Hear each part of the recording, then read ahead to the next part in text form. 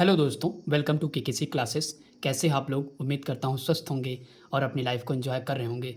दोस्तों, सफलता एक दिन में नहीं मिलती, लेकिन एक दिन मिलती ज़रूर है। ओके दोस्तों, तो मेहनत करते रहिए, ज़रूर सफल होंगे। ओके दोस्तों, तो दोस्तों आज हमने नया टॉपिक लिया है बहुपद। तो बहुपद इससे पहले दोस्तों हमने वास्तविक संख्याएँ पढ़ ली हैं।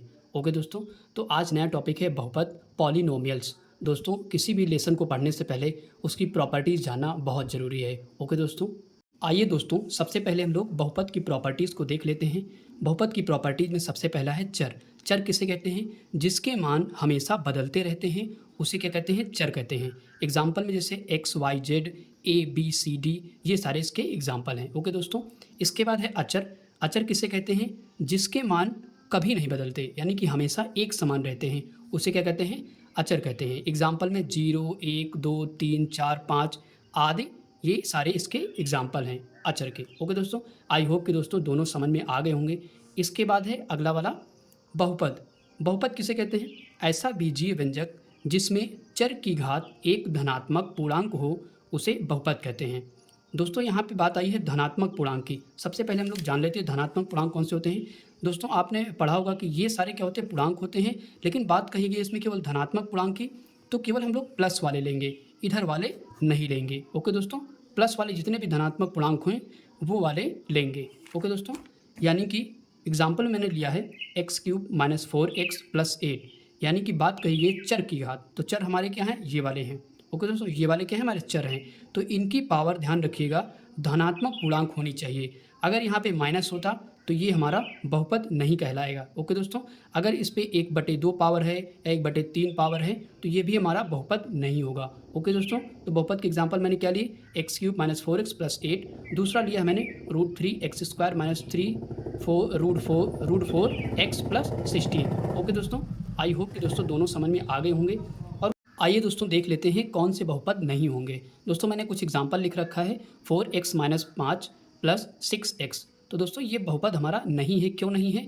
क्योंकि ये चर है, चर की पावर क्या है? -5 है। तो -5 यानी कि मैंने कहा था कि माइनस वाले नहीं लेना है। अगर उसकी पावर माइनस में है तो वो हमारा क्या होगा? बहुपद नहीं होगा। ओके दोस्तों, अगला वाला एग्जांपल है x + 1/x। ये भी हमारा क्या है? बहुपद नहीं है। क्यों नहीं है दोस्तों? आइए देख लेते हैं। अगर हम देखेंगे x + 1/x लिखा हुआ है, इसको सॉल्व करेंगे तो x प्लस इसको 1/x लिखा रहता है, तो ये क्या में चला जाता है? इन्वर्स में चला जाता है दोस्तों।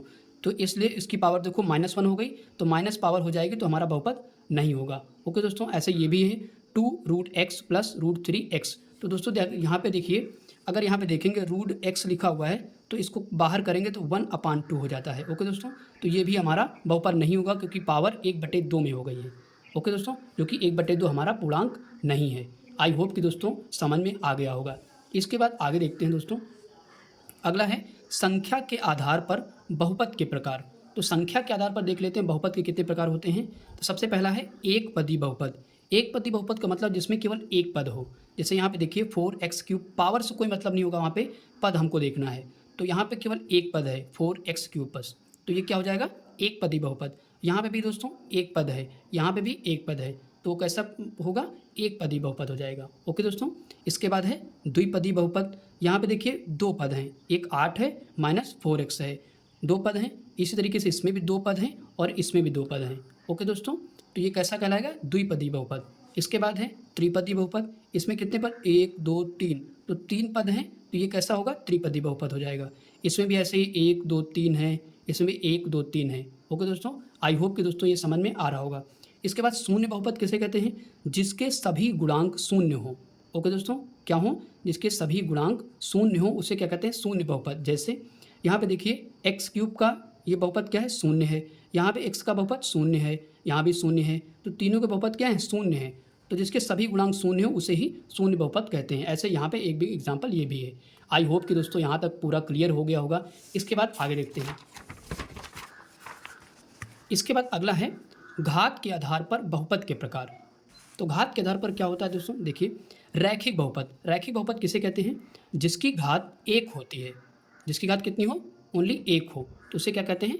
रैखिक बहुपद कहते हैं। जैसे एग्जांपल में x + 5 3y - 2 और 2x। देखो इसकी पावर क्या है? जब कोई पावर नहीं होती तो वहाँ पे पावर क्या होती है? 1 होती है। ओके दोस्तों, कोई पावर नहीं होती तो वहाँ पे क्या होती है, 1 पावर होती है।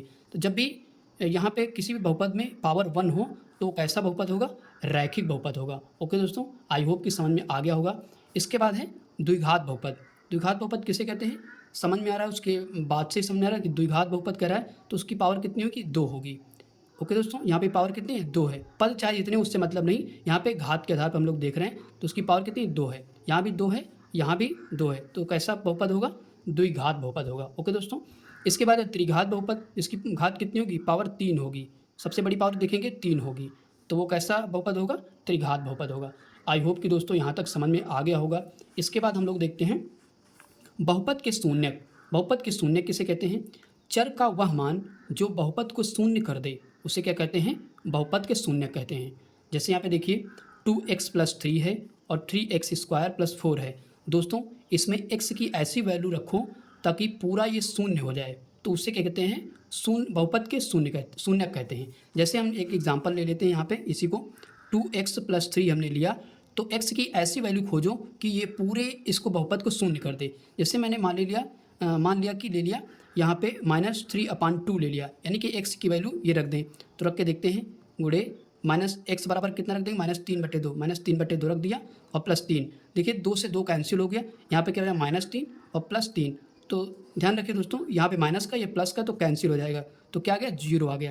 यानी कि हमने क्या रखा, x बराबर -3/2 रखा, तो इसकी वैल्यू पूरी क्या हो गई, बराबर 0 हो गई। तो इसे ही कहते हैं बहुपद के शून्यक। ओके दोस्तों, आई होप कि दोस्तों यहाँ तक क्लियर हो गया होगा। इसके बाद हम लोग आगे देखते हैं।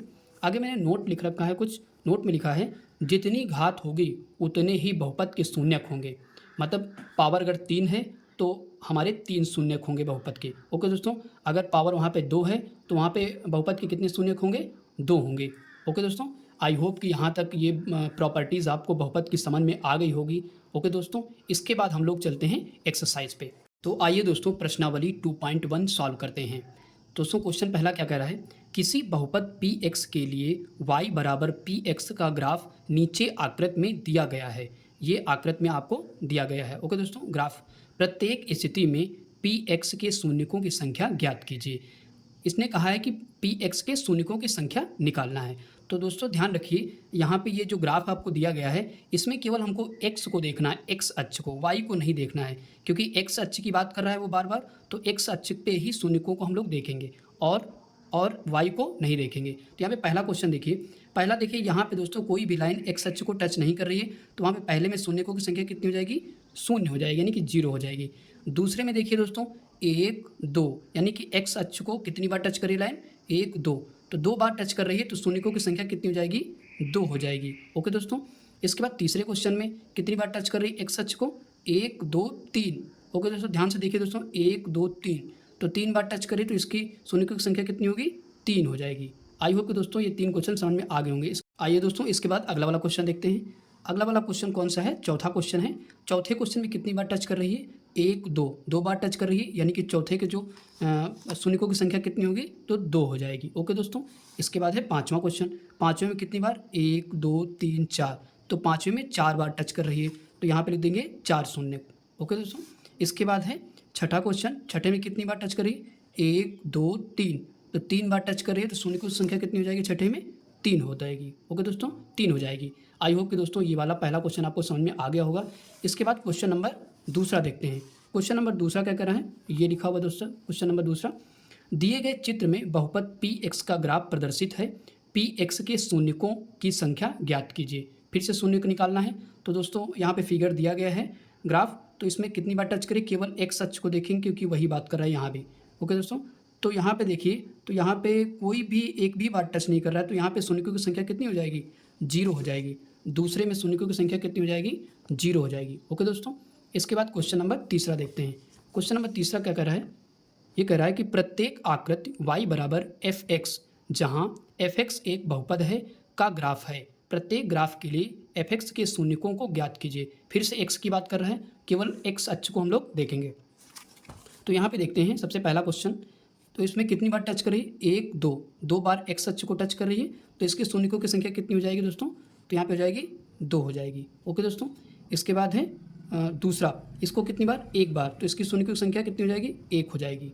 इसके बाद है तीसरा, एक बार केवल टच कर रही है तो कितनी संख्या हो जाएगी, एक हो जाएगी। ओके दोस्तों, इसके बाद चौथा क्वेश्चन, चौथे में कितनी बार, एक दो तीन, तीन बार टच करिए तो शून्य की संख्या कितनी होगी, तीन हो जाएगी।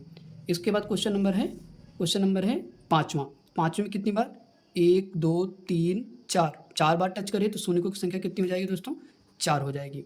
ओके दोस्तों, इसके बाद है छठा क्वेश्चन, छठे में कितनी बार, ये देखेंगे तो एक और दो बार टच कर रही है तो यहाँ पे कितनी शून्य की संख्या हो जाएगी, दो हो जाएगी। आई होप कि दोस्तों ये एक्सरसाइज आपको समझ में आ गई होगी। आसान एक्सरसाइज है दोस्तों, अगर आप लगाओगे तो बहुत आसानी से हो जाती है। इसके बाद दोस्तों अगली एक्सरसाइज हम लोग देखेंगे। दोस्तों आपने अपना बहुमूल्य समय इस वीडियो को दिया। Thanks for watching video.